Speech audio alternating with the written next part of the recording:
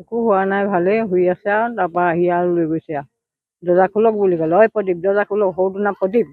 ঐ প্ৰদীপ দৰ্জা খোলক বোলে। তাৰপৰা সি আকৌ অঁ বুলি কৈ আছে, টোপনি গৈ আছে। অঁ ক'লে, তাৰপৰা উঠি তাৰপৰা দৰ্জা ভাঙি দিম বোলে, জল্দি অতি সোনকালে খুলিলে, দৰ্জা মাৰি ভাঙি দিম বোলে। অঁ তাৰপৰা ধাম দৰ্জা মাৰিলে, কেইজনমান সোমাই গ'ল পাঁচ দৰ্জা দি। পাঁচ দৰ্জা সোমালে, কেইজন সোমালে মই চোৱা নাই বাৰু, সেইফালে কেইজন সোমাই গ'ল। তাৰপৰা এইফালে কেইজনে দৰ্জা ভাঙি এইফালে সোমাই যাবলৈ লৈছে, ধাম একেবাৰে ভাঙি হেৰি কৰি দিছে। তাৰপিছত আৰু ভাইটিয়ে উঠিলে, উঠি আমাৰ ল'ৰাটোৱে তাৰপৰা দৰ্জা চৰ্জা খুলি দিলে, সিফালেখিনি সোমাই পিনে অ'ত জলি অ'ত বুলি কৈছে। উঠি পিনে তাৰপৰা চোলা কাপোৰ হেৰিয়ে কি পিন্ধালে কিনি পিন্ধালে নাজানো, মই সিহঁতে দি পিনে লৈ গুচি গ'লগৈ। মই একো দিয়াও নাই, চোলাও দিয়া নাই, পেনো দিয়া নাই, একো দিয়া নাই। সিহঁতে দিলে কি নিলে কিনি দিলে নাজানো, খালি তাইতে গাড়ীতে মাৰি নিছে যদিও নাজানো। ল'ৰাটো দিনটো টিং লগাই ঘৰৰ পৰা কাম কৰি আহিছে নাচনি গাঁৱত। নাচনি গাঁৱৰ পৰা কাম কৰি আহি নিশা এতিয়া এইখন হ'ল, মোৰ ল'ৰাটো মাৰিলেগৈ দেই ছাৰ, মোক ক'ত মাৰি খালেগৈ আৰু এতিয়া ল'ৰা দুটাকো নেচাব, নাতি দুটা কোনে চাব মোক। এতিয়া বিচাৰি মানে ল'ৰাকেইটা হেৰি কৰিব লাগিব আৰু চৰকাৰে চাব লাগিব, সিহঁতকে দি দিম আৰু চমজাই, সিহঁতি আপডাল কৰিব লাগিব সেই বুলিয়ে ভাবিছো আৰু সিহঁতি কি দিয়ে দিব আৰু ল'ৰা লৈ যায় না থৈ যায় না সিহঁতিয়ে জানে।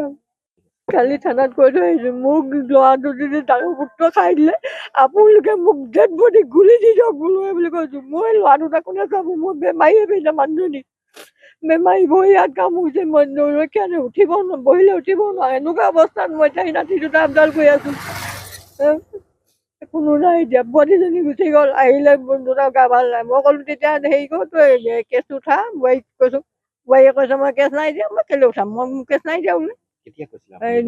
সেই মাজতে এদিন আহিছিলে, কাটিত আহিছিলে, কাটিত আহোঁতে কৈছে মই কেছ নাই দিয়া, মই নুঠাম, মই নাই দিয়া বুলি ক'লে। ঘটনাটো ক'বলৈ গ'লে এতিয়া আৰক্ষী বিষয়া পৰিকল্পিত হিচাপে ল'ৰাজনক মৃত্যুমুখত পেলাইছে।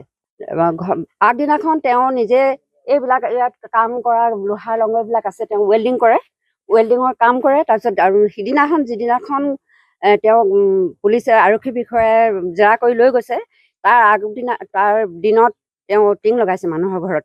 টিং লগোৱাৰ পিছত গধূলি আহি খাই বৈ হোৱাৰ পিছত পুৱতি নিশা 3:30মান বজাত তেওঁক বামুণবাৰী আৰক্ষী বিষয়াই লৈ গৈছে।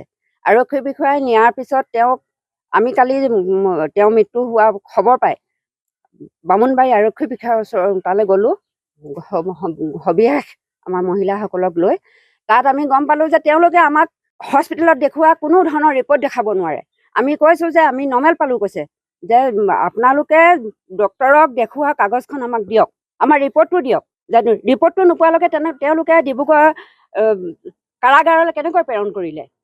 এতিয়া কৈছে নহয় ৰিপৰ্টটো আছে, ৰিপৰ্টটো আমি এতিয়া দিব নোৱাৰা কাৰণ কি, তেওঁলোকে নিশ্চয় তাত মাৰপিট বেয়া ধৰণে কৰিছে, পৰিকল্পিত হিচাপে তেওঁ তাত মাৰপিট কৰিছে আৰু কাৰাগাৰটো পৰিকল্পিত হিচাপে তেওঁক মৃত্যুদণ্ড। আৰু এতিয়া আমি আপোনালোকৰ চেনেলৰ যোগেদি এটাই আমাৰ বিনম্ৰ অনুৰোধ, এই কণমানি দুটা আছে, এই কণমানি দুটাক আৰক্ষী বিষয়াই কেনেধৰণে প্ৰতিপালন কৰে আমি নাজানো, নহ'লে আমি আজি ডেড বডি নি বামুণবাৰী আৰক্ষী থানা সন্মুখত আমি জ্বলাম, যদিহে আমাৰ এই ল'ৰা ছোৱালীকেইটাক আমাক প্ৰতিপালন কৰিবলৈ তেওঁলোকে ব্যৱস্থা নলয়। মৃত আঘাতৰ চিন আমিতো এতিয়া ধৰি লওক ভায়েক আছেগৈ, নিজৰ ভায়েক হয়, আৰু দদায়েক আছেগৈ। এতিয়া শুনা মতে মূৰত অলপ আছে, হাতত আছে বোলে।